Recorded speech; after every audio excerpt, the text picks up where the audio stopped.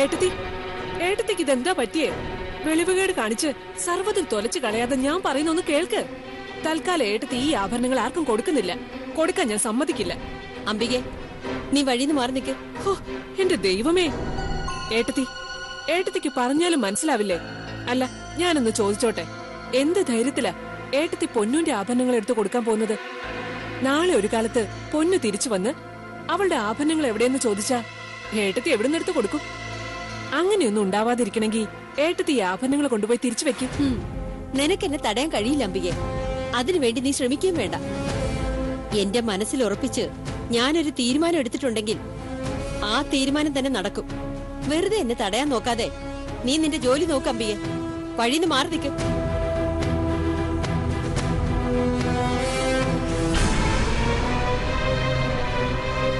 എന്റെ ഗുരുവായൂരപ്പ, ഞാൻ ഇതുവരെ എങ്ങനെ പറഞ്ഞു മനസ്സിലാക്കിക്കും? ഏട്ടത്തി, അവിടെ നിക്ക്. ഞാനൊന്ന് പറയുന്നു, മനസ്സിലാക്ക്. ഏട്ടത്തി, എന്റെ ഏട്ടത്തി, ഏട്ടത്തി എന്താ ചെയ്യുന്നേ? പൊന്നിന്റെ ആഭരണങ്ങളെ മുഴുവൻ എടുത്തു കൊടുക്കാൻ പോവാണോ? അംബികെ, ഞാൻ നിന്നോട് പറഞ്ഞു നീ ഇക്കാര്യത്തിൽ ഇടപെടണ്ടെന്ന്. വഴിന്ന് മാറി നിൽക്ക്. അമ്മേ, അമ്മ കേട്ടില്ലേ? അച്ഛമ്മ പൊന്നിന്റെ ആഭരണങ്ങൾ എടുത്ത് കൊടുക്കാൻ പോവാണെന്ന്. നിന്റെ അച്ഛമ്മയ്ക്ക് ഭ്രാന്ത. അല്ലാതെ പിന്നെ ഇതിനൊക്കെ ഞാൻ എന്താ പറയേണ്ടത്? നന്നായിട്ട് ആലോചിച്ച് തന്നെയാ ഞാനിത് ചെയ്യുന്നേ. നീ മാറി നിന്നേ. ഏട്ടത്തി, അച്ഛാ, ഞാൻ ഈ കേൾക്കുന്നതൊക്കെ സത്യമാണോ? ഇത്ര പെട്ടെന്ന് അമ്മയ്ക്ക് എങ്ങനെ മാറ്റം ഉണ്ടായി? ഇത്രയും കാലമായിട്ട് നിന്റെ അമ്മയെ പൂർണ്ണമായിട്ടും എനിക്ക് മനസ്സിലാക്കാൻ കഴിഞ്ഞിട്ടില്ല. ഓരോ സമയത്തും ഓരോന്നാണ് അവളുടെ ശരി. ഇപ്പൊ ഏതായാലും നമ്മൾ ആഗ്രഹിക്കുന്നത് തന്നെ അവളും ആഗ്രഹിക്കുന്നുണ്ടല്ലോ.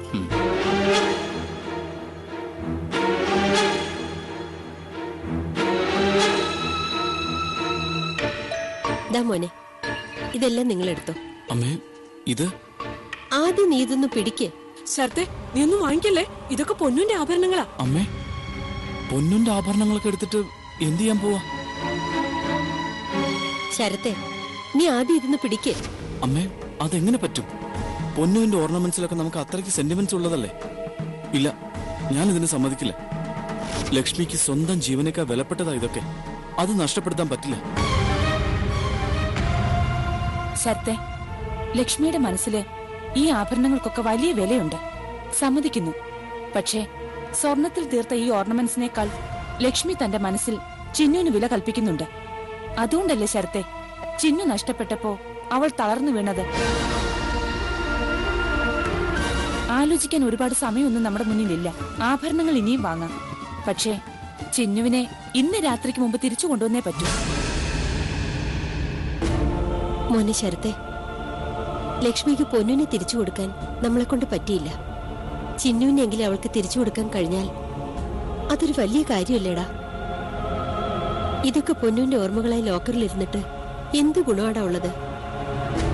ഒരാൾക്കെങ്കിലും നന്മയുണ്ടാവുകയാണെങ്കിൽ അതല്ലേ മോനെ നല്ലത്.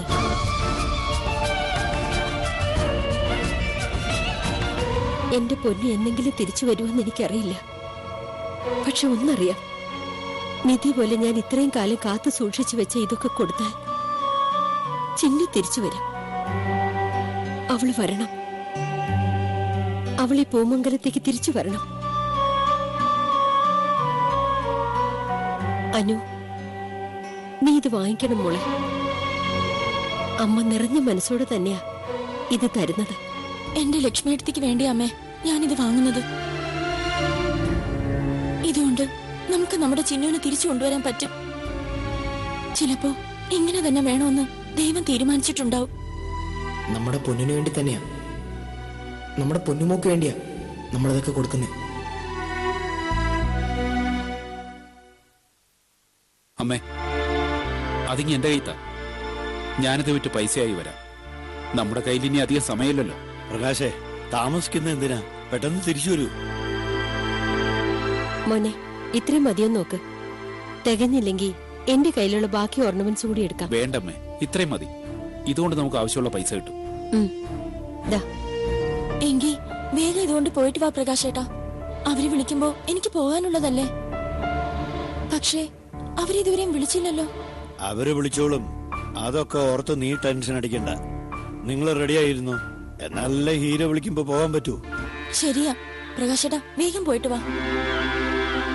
ദീപു,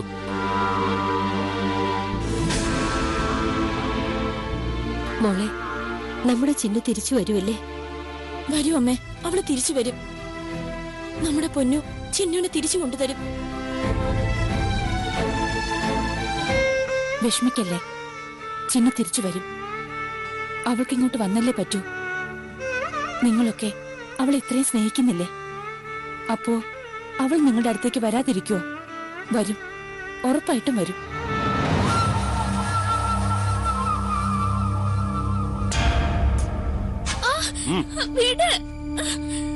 ഹിരാമേ, മണി 6:30 കഴിഞ്ഞു. നമുക്ക് പോവാൻ സമയമായി ഹിരാമേ. പോകാം, പക്ഷേ അതിനു മുൻപ് ഒരിക്കൽ കൂടി നീ നിന്റെ വീട്ടിലേക്ക് വിളിക്കണം. പണവുമായിട്ട് നിന്റെ അമ്മ എവിടേക്കാ വരണ്ടേന്ന് പറഞ്ഞു കൊടുക്കണ്ടേ? പണം അമ്മ തന്നെ കൊണ്ടുവരണോ? അതെ, കൊണ്ടുവരണം. കൂടെ ആരും വരാനും പാടില്ല. നിന്റെ അമ്മ ഒറ്റയ്ക്ക് ഹീരയ്ക്കുള്ള പണവുമായിട്ട് വരണം. നിന്റെ അമ്മയുടെ ഒപ്പം മറ്റാരെങ്കിലും വന്നാൽ നിന്നെ ഞാൻ വിട്ടുകൊടുക്കില്ല. അത് ഓർത്തോളും. ഇല്ല, അമ്മ ഒറ്റയ്ക്ക് വരണമെന്ന് ഞാൻ പറയില്ല. എന്നാ വേണ്ട. എടാ, ഇവളെ മുറി കൊണ്ടുപോയി അടച്ചേര്. ഇവളിവിടുന്ന് പോണ്ട. ഹിരാമേ